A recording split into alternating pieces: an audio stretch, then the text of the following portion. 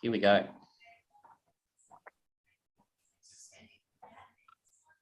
Still says we're in a practice session, so we need to begin the webinar.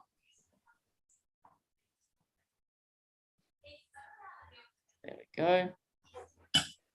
Ralph, can you turn the telly down?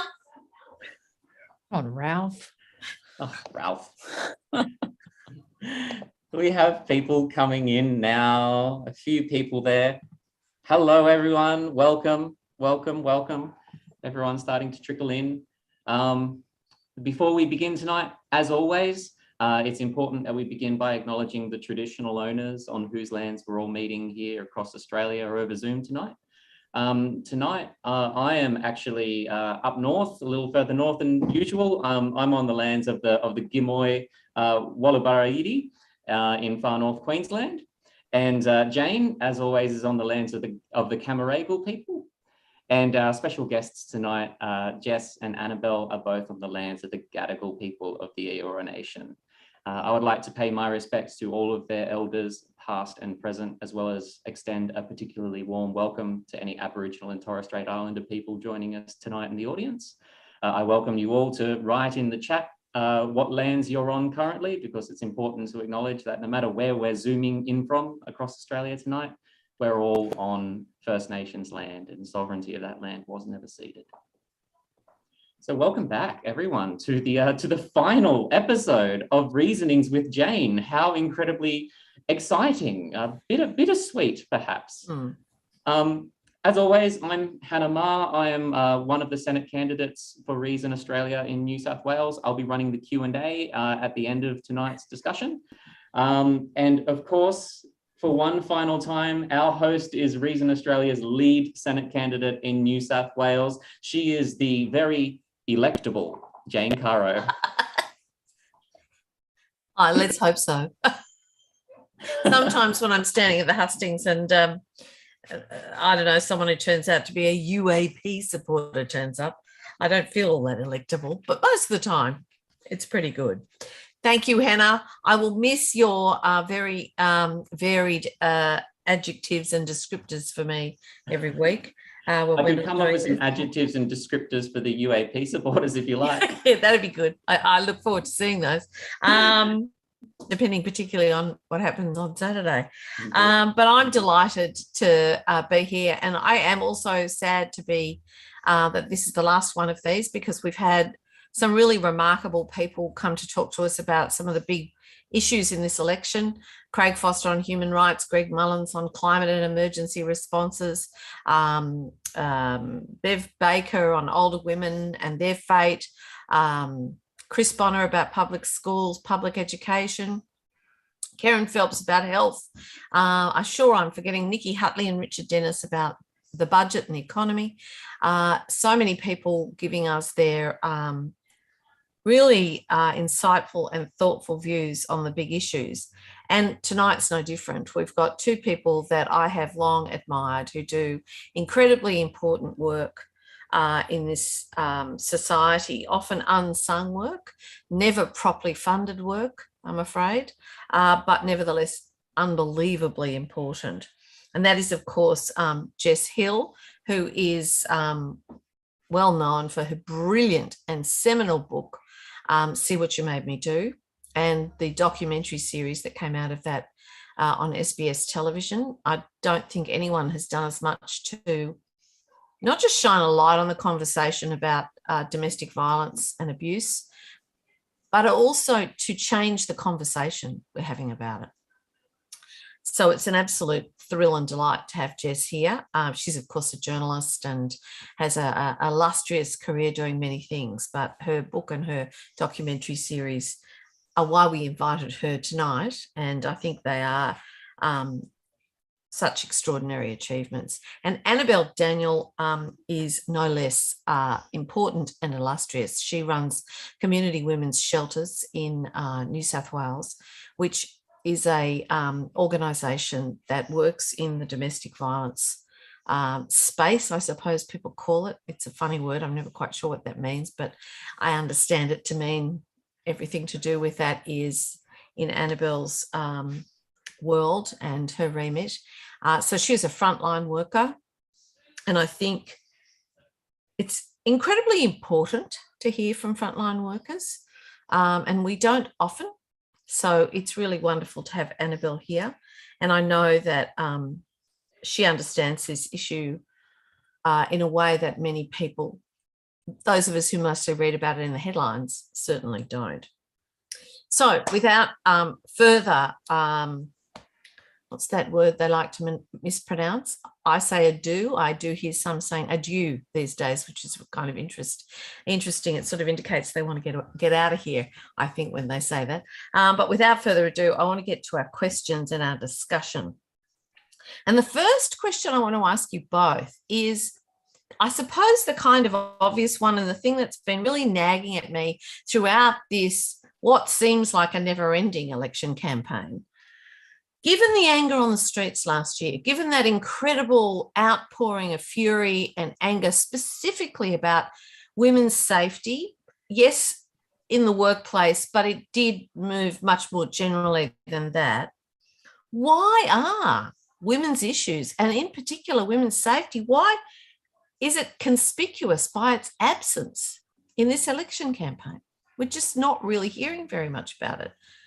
Jess, what do you think? Well, this election campaign has been defined by small target issues, and one in which there can be little divisiveness, generally, unless you want to prosecute a culture war, of course, but generally speaking, and you can gain votes from that. But generally speaking, something like gendered violence is seen as a divisive issue.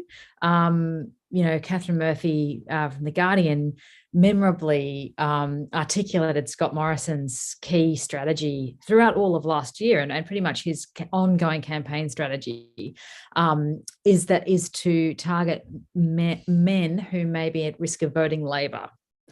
And it would marry, on the other side of that Labor would be looking at men who would be at risk of not voting Labor and wanting to keep a lot of those sort of like more blue collar male voters. I think also, and this was told to me by a sector advocate who's been involved in meetings around with Labor about things like the national plan to reduce violence against women and their children. So that's just about to come up for renewal on July 1. That's going to be like for the next decade. So it's a big deal. And she hasn't picked up on much of an appetite to fund it in any way more than the coalition. And her kind of thought was that perhaps this hasn't been made a bigger focus by Labor because they're not actually aiming to promise anything more, at least at this stage. So they can't really differentiate themselves so completely without getting into very fine points of policy. The Respect at Work inquiry, they are going to endorse all 55 recommendations. When I say they, I mean Labor. That is a clear difference between that of the coalition, which only endorses 42. But, aside from that, if you're not saying we're going to take the funding that the coalition has promised for the national plan and we're going to double it, or there's not much to run on. So I think the combination perhaps of those two factors is at least part of the story. Otherwise, it's some sort of a question really for Labor and the coalition. Well, what you're saying there, which is really interesting, is that this is almost a unspoken collusion, that it doesn't suit either party to shine a spotlight on this, that actually it suits their purposes much better to keep it as a peripheral issue. And given how little focus there ever is on women's issues in election campaigns, maybe it was ever thus. What do you think, Annabel? Yeah, I think it's an interesting one. 2021 was really something quite out of the box in terms of how those waves of kind of anger, frustration, disclosure, discussion just kind of crested over. And it felt really interesting to be working in the sector and hear people talking about this stuff, like to see it go mainstream, because it kind of felt like, welcome to our fight, folks. You're here. This is great. Let's kind of take it forward. And I think, for me, I guess what I see in those sort of one-to-one discussions and amongst talk, I think the urge is still very much out there. I think women in particular have been changed by the conversations that we did have last year.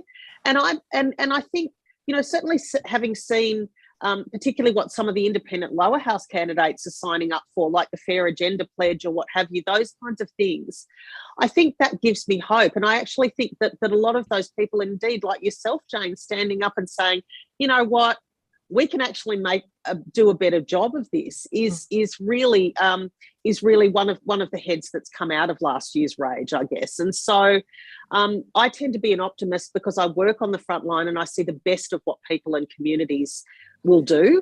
And you know, and I think there's an awful lot of people out there who have been fundamentally changed by last year, whether or not the media are talking about it. Well, that's right. And I think there is a well-worn groove when it comes to political reporting around campaigns, which is like cost of living, the idea that most people will vote for their hip pocket.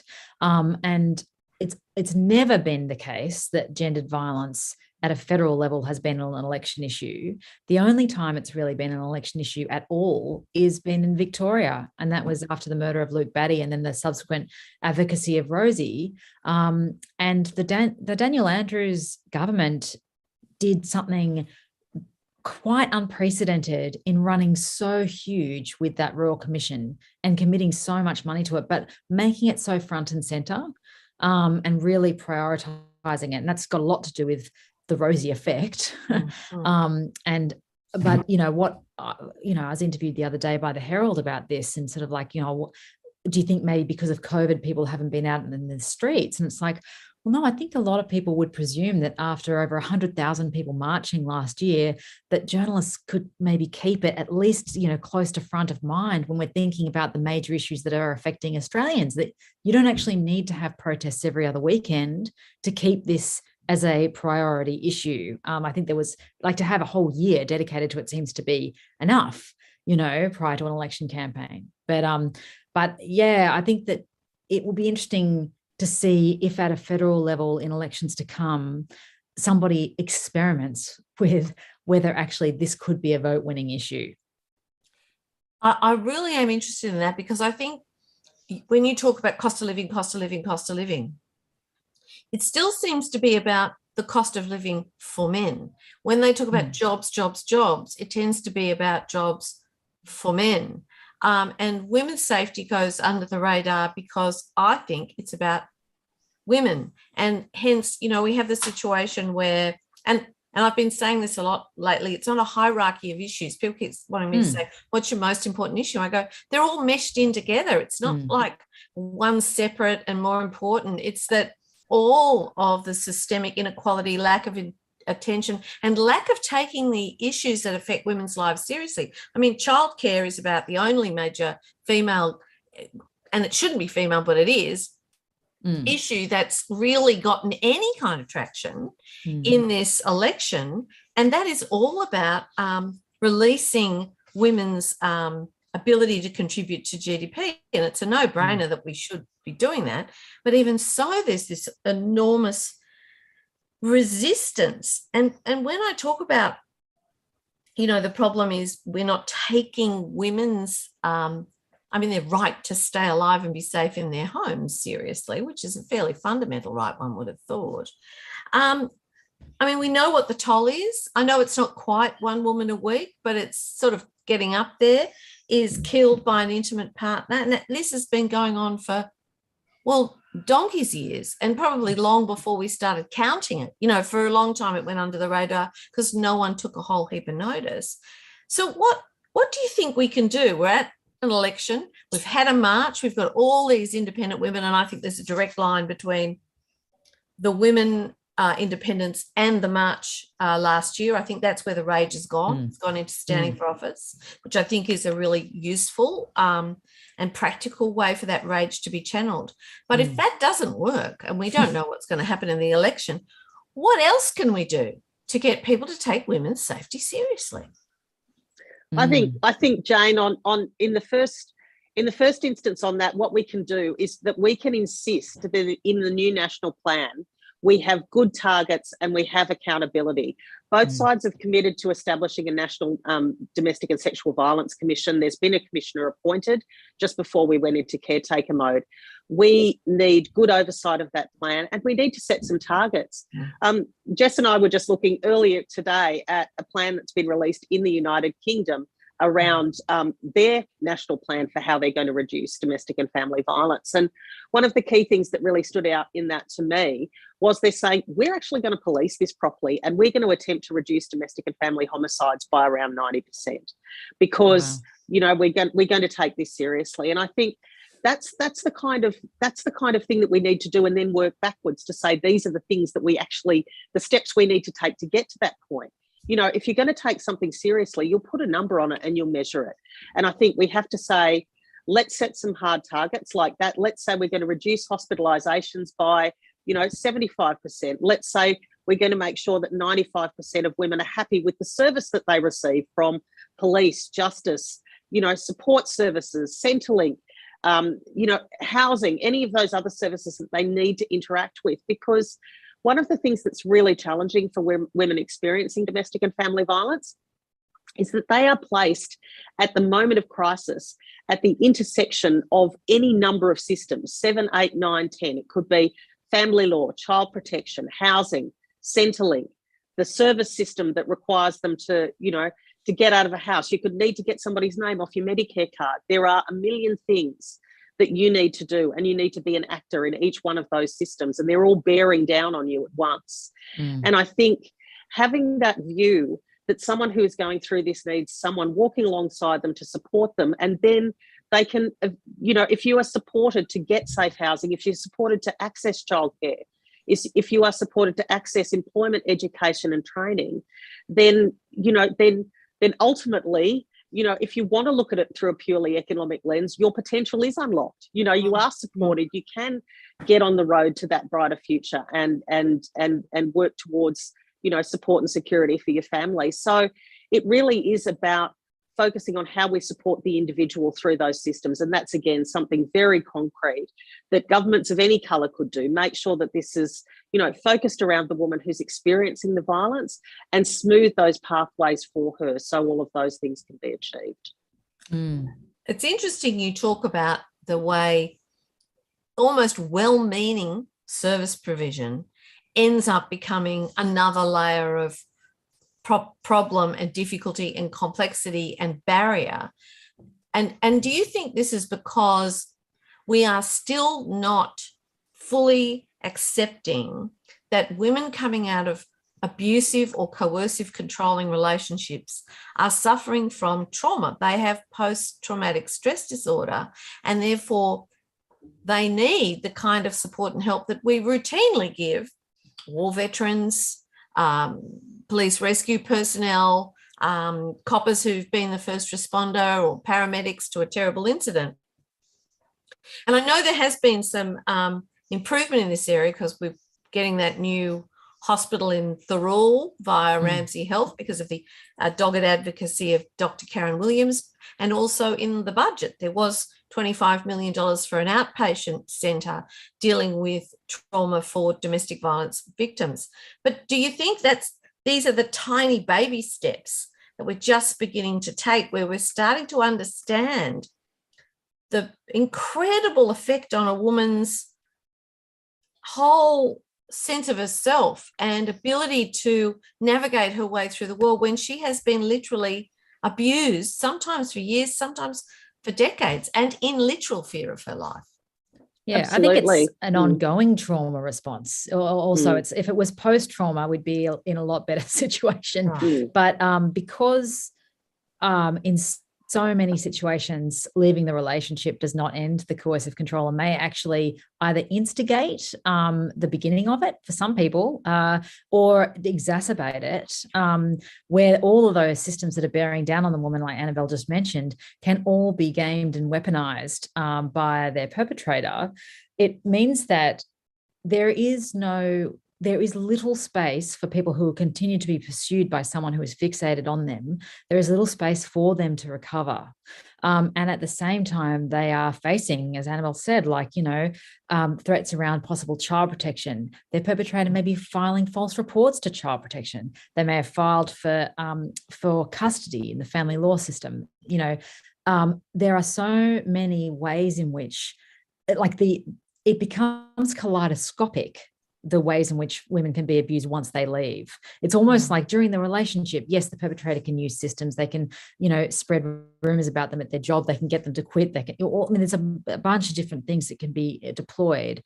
But once they leave, it's like a lot of women and their kids feel like they no longer have a fix on what mood the perpetrator is in, what they're likely to do, how dangerous they are from day to day. And so it's constantly wondering when the next attack will happen and where it will come from. And I think, one of my bugbears, which I know Annabel shares and many in the sector do, is that really we say to women, we will help you leave. If you can muster the courage to leave, we will give you this support. As soon as they get engaged in the family law system, however, it becomes very clear that it is almost impossible for them to leave. And the vast majority of cases in family law have allegations of either physical or emotional violence. 83% of family law cases with allegations of violence end up with shared parenting orders.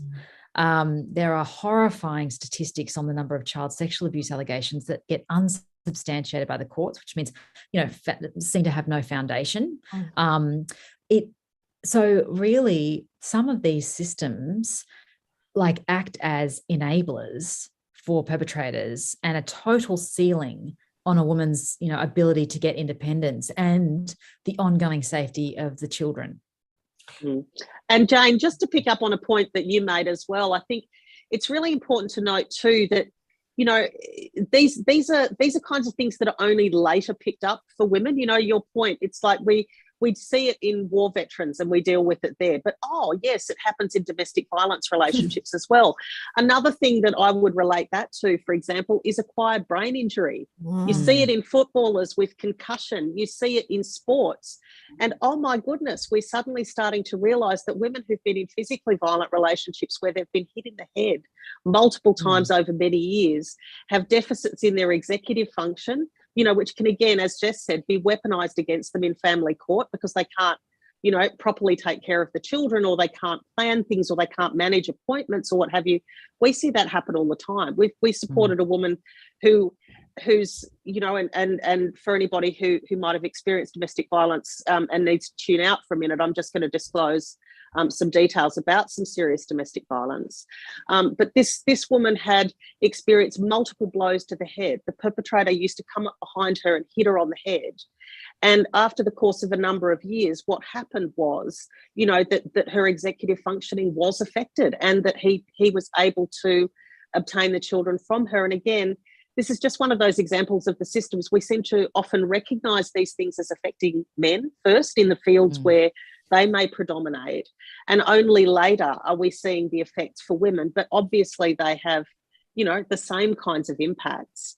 And women can often end up being doubly penalised for it.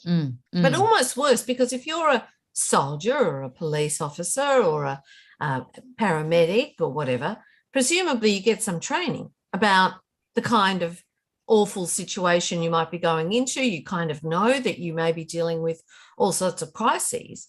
But for women and children, this is the person who is meant to love them and one assumes look after them, who turns out to be the person who is most dangerous in their life. And they've got no training. They've got no idea. And in fact, they're meant to pretend it's not happening. Yeah. So and the betrayal trauma is so significant on top of any, physical injury trauma and all of the rest of it. The trauma of starting to believe what your perpetrator tells you, which is that you're worthless and that no one will ever love you and you're a terrible mother if you have children. I mean, that's the whole stuff around coercive control. And as you say, how it makes itself invisible, either by the victim blaming themselves or thinking that they are the strong person in the relationship and they have to fix their partner, but by basically having all of this focus on what they should be doing to fix things, meaning that the abuse becomes invisible, they can get just absolutely sucked into this parallel reality. And it's the parallel reality and the totally artificial logic that's set up by the perpetrator that is the hardest thing for them to get over and to get out of, even once the relationship is over. That cop in their head is very hard to evict. So I want to broaden it out from the particular, just in individual relationships, and I don't mean that just to mean that they're not incredibly important, to a question that has been buzzing around in my head for some time. Have women as a gender,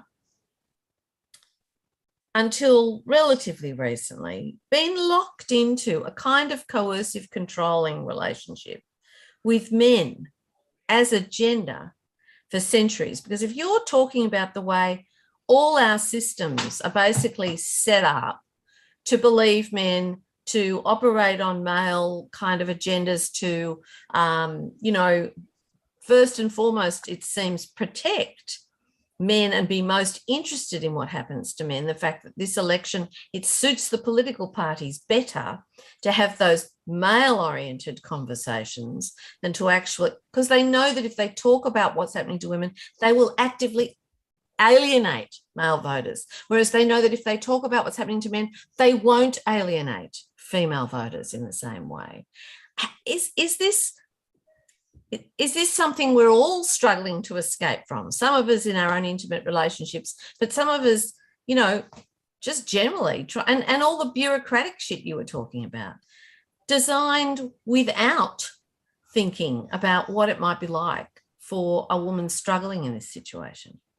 Or is that too big an analogy? What do you reckon? I don't think it's too big an analogy, Jane. I would say, if you identify as a feminist and you believe in, intersectionality, then that kind of, approach of looking at, who holds more privilege or power and actually deconstructing power is really important. I think in our discourse, we probably don't have enough conversations about power and who holds it and who wields it and why and in what circumstances. And it's one of those things that tends to be invisible unless you talk about it as well.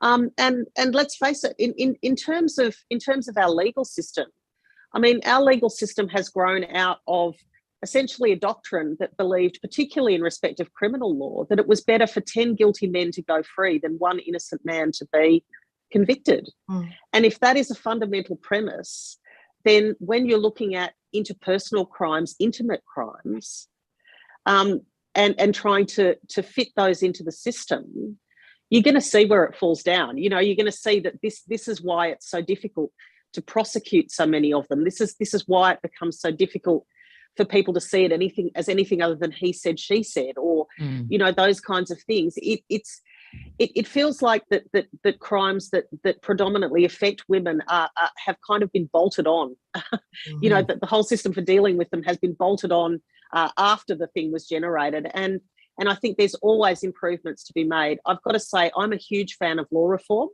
I think that we have to demand that the systems that were set up are inclusive and accessible and deliver justice for everybody.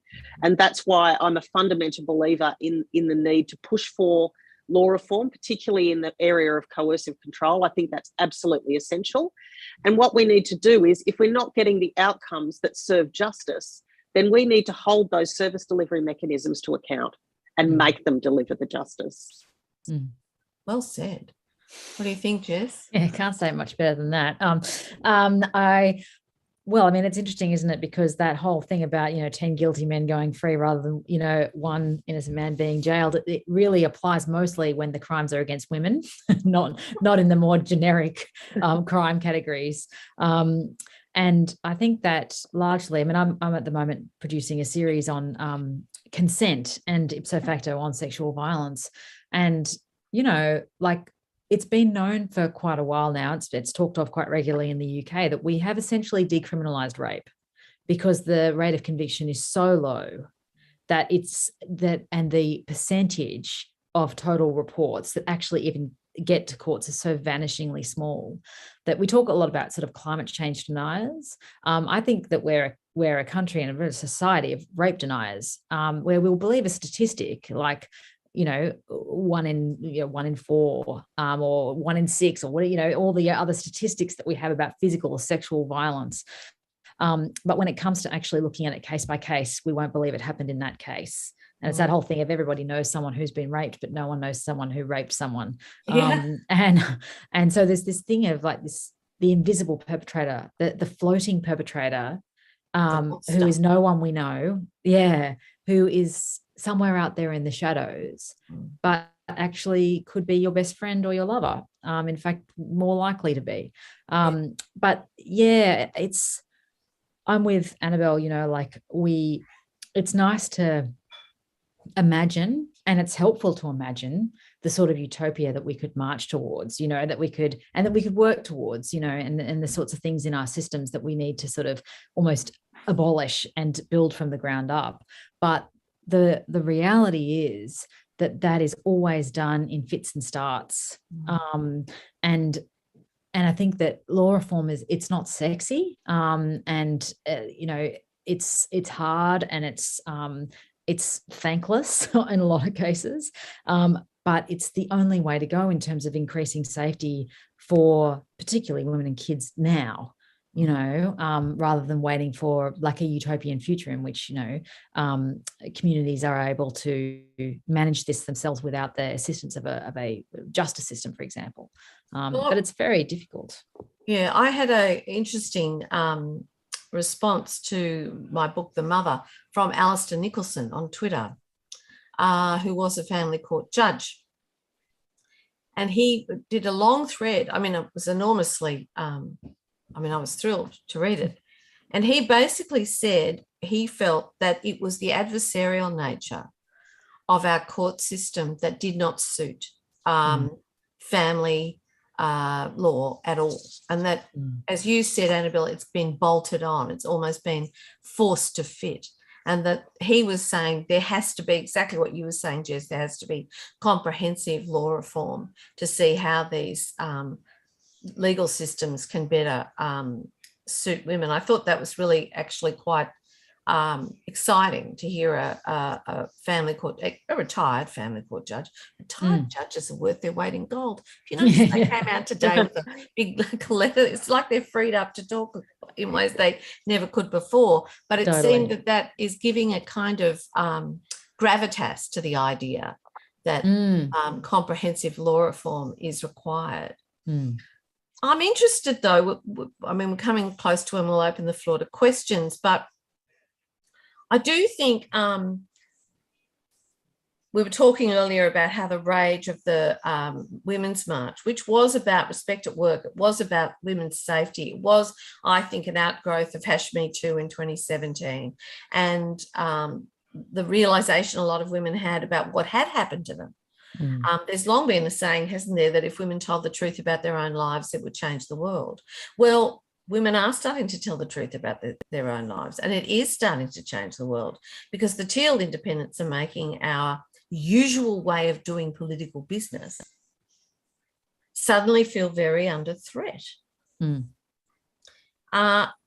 you think that the women's vote will make any difference to this election? Do you think the Teal candidates, who have made women's rights and safety a priority issue, I mean, climate change, and then it's women's rights and safety, do you think they will change the way we do politics in this country? Oh, gee, I hope so. Yeah, me too. And full disclosure on my part, my sister is actually running in Bradfield, Nicolette Buller. Oh, so with her supporters this afternoon.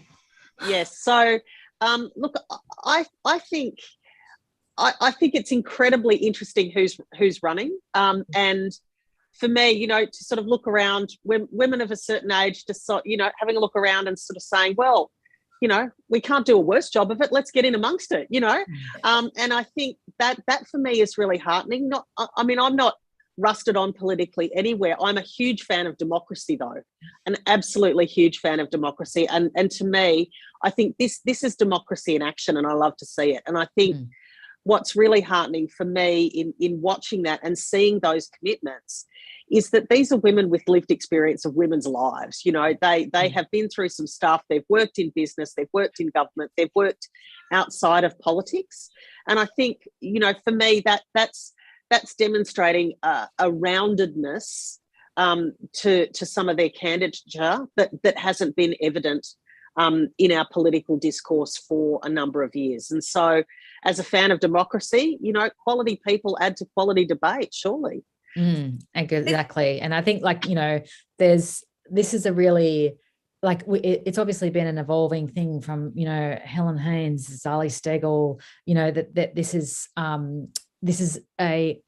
it's an evolving idea that you could actually, as someone quite unattached to politics and without a political history, become involved in this. And of course, like, there's been a you know, generally speaking, like the first cab off the rank when it comes to something that is just emerging is going to be, you know, the so-called mainstream, which means that, like, a lot of the, you know, independent candidates are, you know, white middle-class women. And Sasonki Samang, the writer, the other day was writing in The Guardian that, you know, she hopes to see that, you know, if Climate 200, or if, you know, if there are other movements backing independence in the next election, that we can start to see a more diverse range of independent candidates, which I think, you know, probably of everyone, the Greens does quite well. You know, like, they do manage to run quite a diverse field. And of course, this time, the focus has been very much on, you know, conservative seats, moderate conservative seats, and, you know, moderate conservative faces have sort of, like, dominated the conversation about independence. But next time, I hope that we see something that, like, reflects the diversity of ambition as well, you know, in this country. And it's going to be very interesting to see whether, if it has a big impact this time around, how the major parties are going to adapt or refuse to adapt in the face of it, and what happens 3 years from now. Because it does feel as if this is new, whether it's successful this time or not. It's very new. And I take it has a lot of support too, you know, huge. And it's really galvanized. I mean, you're talking about your sister, Nicolette. It's galvanized people to get involved in grassroots politicking in a way that I haven't seen since probably the It's Time election, when I was 16 and I was too young to vote, but I volunteered to stand in the rain and hand out how to votes. And this is the first year since that I've ever done it again. Entirely on my own behalf, of course. For yourself, yeah. No, it's a very good reason. Yeah, but the whole point is that in itself has been very heartening to see the number of men and women donning T-shirts with independent candidates. And that's led to people from parties that I may not necessarily agree with also getting much more active, many more people on the hustings, many more people getting engaged in politics. And as you say, Annabel, if we're fans of democracy, that has to be a really good thing. And I think we shouldn't forget, and we should keep hammering the reality, the truth of the fact, this is women-led. This reinvigoration of democracy is women-led.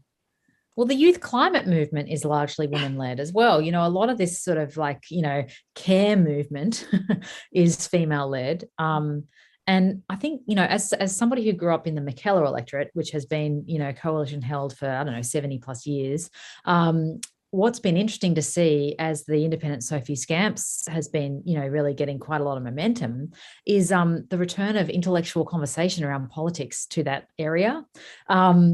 Helped amply by a particular bookstore in Avalon, Boccacino, who've been hosting a lot of these really high-level debates. And I was involved in one of these sort of political events just to discuss, you know, women's issues in Whale Beach a couple of weeks ago. And I, you know, thought about my 15-year-old self, how I would have loved for that intellectual conversation to be around when I was young. And the the changing of taking that security away from that seat has thrown everything up for grabs. And I think it means that people are really having to reassess where they sit on various things and feeling like, oh, their vote might actually matter. So maybe they should think about it. Same in North Sydney, and I think also in Bradfield. Yeah, it's a real reinvigoration across the board, whatever happens. Whatever happens. And it is just the first steps. Okay, we've got at most 20 minutes left. So I do feel honor bound to open it to the floor and go back to Hannah and see what questions we've had from our audiences in many different places, actual participants in this webinar, but also who are watching the live stream. Yeah, fantastic. So just a reminder to everyone watching along on Facebook and Instagram and YouTube and Twitter, I have all of these screens open around me with the chat. So if you have questions on social media, pop them in the chat and I will ask them. We have a couple of questions here in the Zoom chat though. One from Carolyn, who talks a little bit about schemes overseas. So what strategies have countries like Israel and New Zealand implemented that have led to a decrease in domestic violence? And do you think it would be a good idea to have fully female, specially trained police stations like they do in Argentina? What can we learn from other countries? Go, Annabel. I was just going to say, I think we try things. I think this is a space that we have to be brave in, because if we do nothing, we get the same results. And I think that's one of the things. I think, Jess has written about it. There's some academics that have written about women's police stations. And, when you reflect on, I don't know how many of the watchers and listeners tonight have ever walked into a police station and been to the front counter, but it's a pretty unfriendly place. It's kind of all hard surfaces and, sort of like hose clean floors and, a hard desk and that sort of thing. And one of the features of the women's police stations is that they really are female friendly. There's childcare, there's rooms where someone can look after your children while you're making a report. There are officers that are empowered to take action from your report. And I think we need to be responsive and to activate measures which could enhance the levels of reporting around crimes that are predominantly against, women, non-binary, LGBTIQ people, because providing those safe spaces and encouraging people to come forward is a significant part of the battle. I really think that we have to try things, and we have to borrow from places where these things are looking promising. Yeah, I agree. And I think, with the women's police stations, I think it's important to note too, like police stations, as Annabel has just described, like they're set up for offenders. They're not really set up for victims. They're set up to house offenders. And the whole thing with women's police stations is not that they deal with every part of domestic violence, it's that they deal with the reporting side. And they are very responsive to the needs of whoever is reporting. So rather than it just being a pro-arrest position, they may actually go and have a chat to the perpetrator if what the victim is reporting is, I just need someone to step in and tell him he's on notice, but there's so much more responsiveness in the Argentinian and other Latin American models than there is in the Australian model.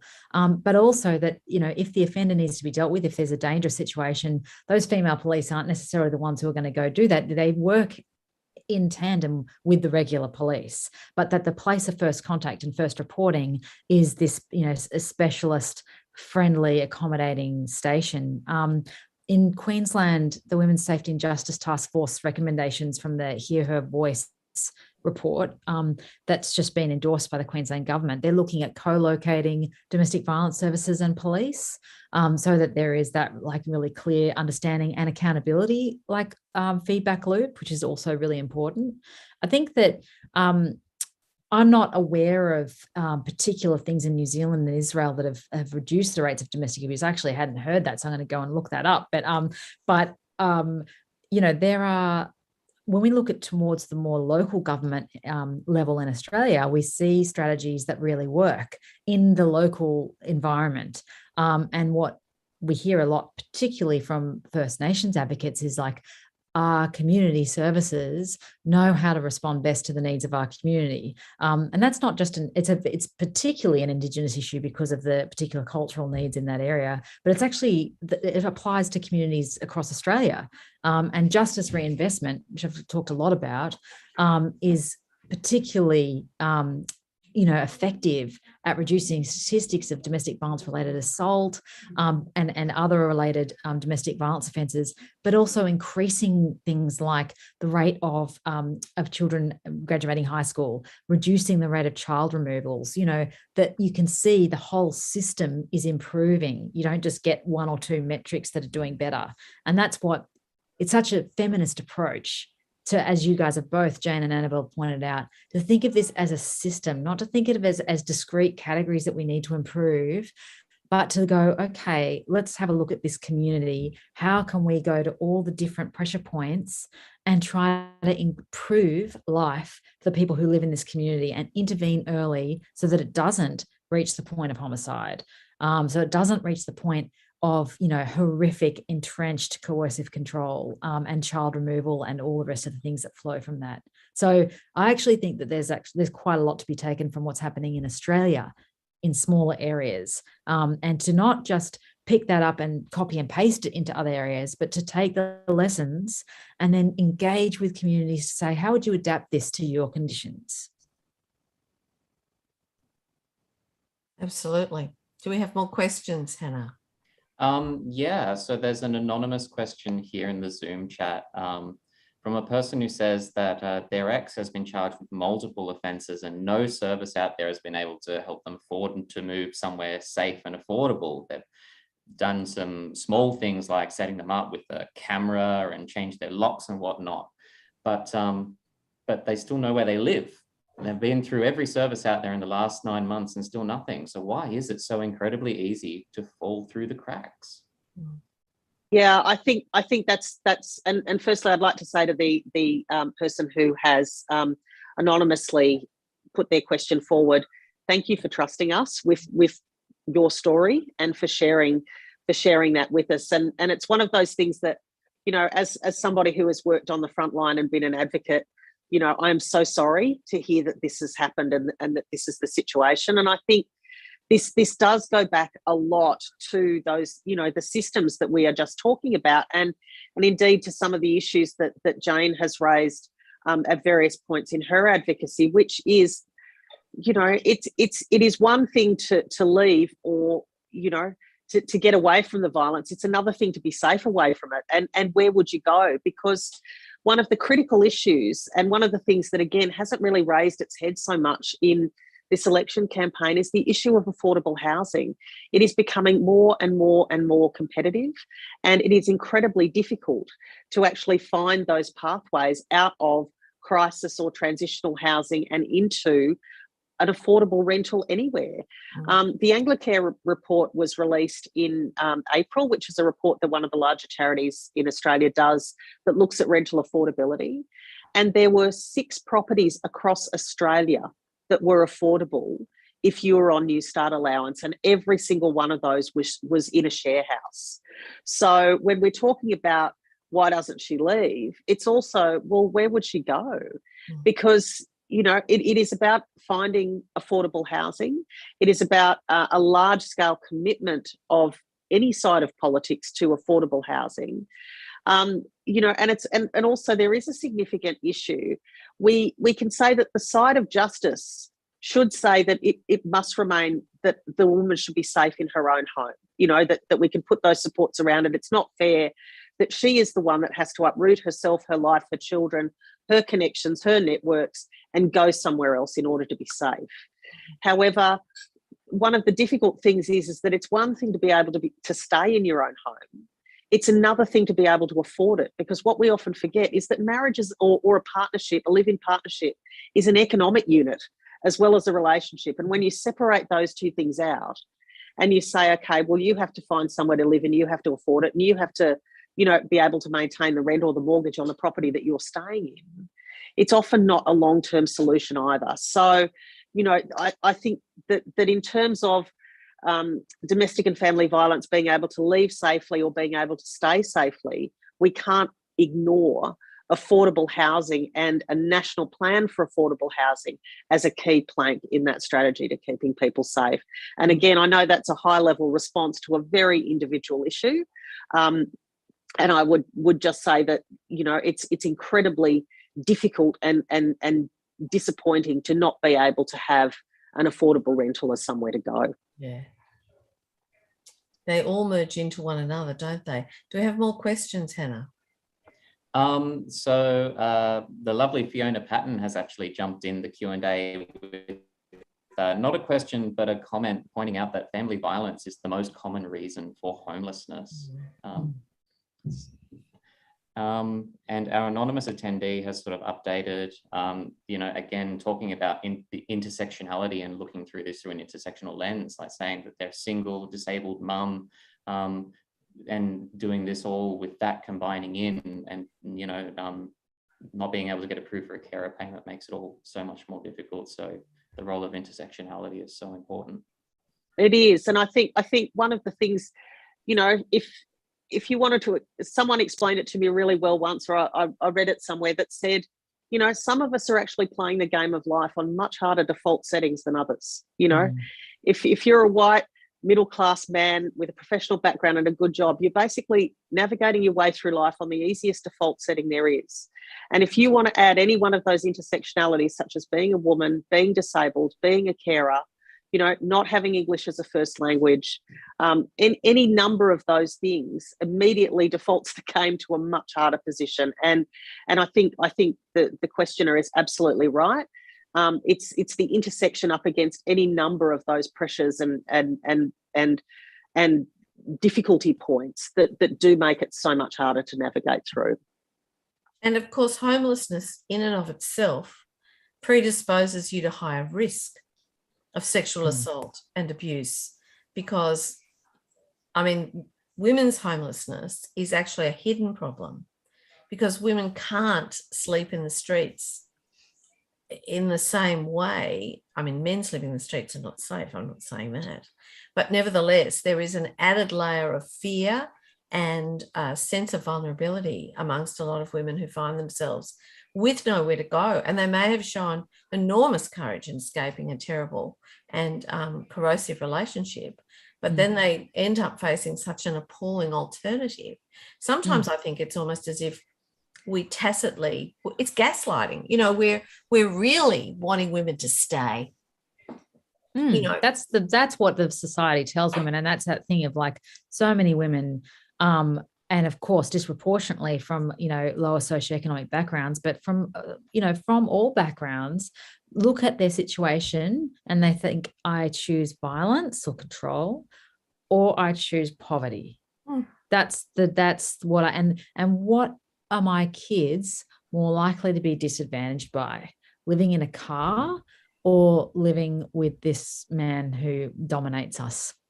And it's, you know, a lot of these women, it's like jumping into the great unknown, not only facing poverty and perhaps living out of their car, but also, as Annabel described at the beginning of this webinar, all of the other systems that are potentially will close in on them. And I have to say, over the last 10 years, and this certainly was a transition that had already started under Howard, but a lot of the social services have become punitive in the way that they already suspect people of trying to take advantage of them, make it very difficult to access, and are put on the back foot from sort of the very beginning of trying to apply for them in so many cases. And unfortunately, we've seen that happen with the NDIS as well, which was a nation-changing reform, utterly world-leading on that front, that's been reduced to what many people describe as a punitive experience. And it's like a center of gravity where social services have come back to being suspicious about those applying for them. And that is a major thing that has to change. And really, I'm not a partisan journalist, you know, but you can't help but observe these things. And I don't see anything changing that aside from a changing government. No. I'm with you 100% because neoliberalism, unfortunately, lives with this illusion of choice that everyone's making all these free choices all over the place. Well, a chance would be a nice thing. So that's a babyish. I always think it's such a babyish way of looking at life. It's the epitome of privilege to think that everybody has the same choices as you do, and therefore they end up in a lousy situation because they made bad choices, and you end up in a good one because you made good ones. Yay, you. Smug and self-serving doesn't begin to cover it. Don't get me started. But there is one other thing I want to say that is an added complication, which is if your choice is to leave a violent and abusive relationship and take your children away from that, which is, after all, what any responsible parent should do, but you're then faced with the real possibility of living out of your car, that also means that you are highly vulnerable to having your children taken off you because you can't provide a safe and secure home for them. So we set it up so that, go, leave, get out. But if you do, woe betide you. Yeah. And it's really everything you care about. And everything that we're seeing is that, to prevent the next generation of perpetrators and victims, it's a big part of that is interrupting the cycle of violence. And a big part of that is recovery, recovery from women who have experienced domestic abuse or whoever it may have been who was victimized. And a big part, and the children recovering also, and a big part of the recovery of victim parents and their kids is their relationship with one another. And, there's nothing that will condemn a victim parent more than losing their children. And vice versa, and Dr. Emma Katz in the UK is just about to release a book on coercive control and the impacts it has on mothers and children.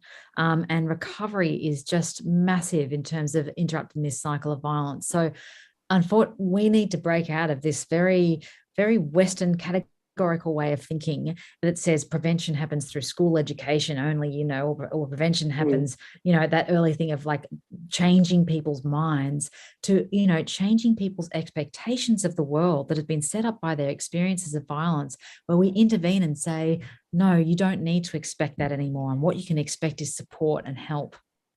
And that's exactly right, Jess. And that's where I would say, this is why domestic and family violence response services are actually really necessary, because we do exactly that kind of work. We are on that front line of providing those safe places for women to go so they don't have to sleep in their cars.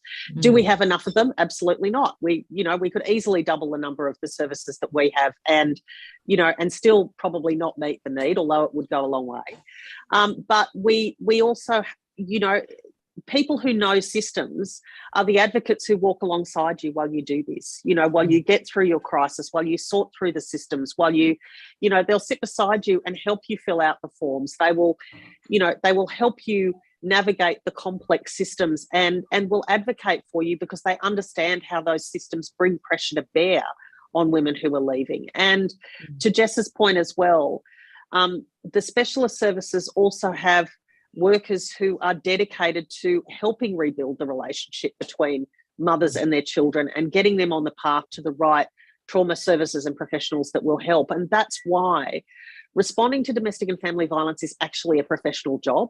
It has a lot of expertise. It has a lot of knowledge. It has upwards of 50 years of heritage and evidence and, a fact base behind it in the way that we do that. I mean, the feminists from the second wave in the 1970s recognised the impacts of domestic and family violence on children almost 50 years ago.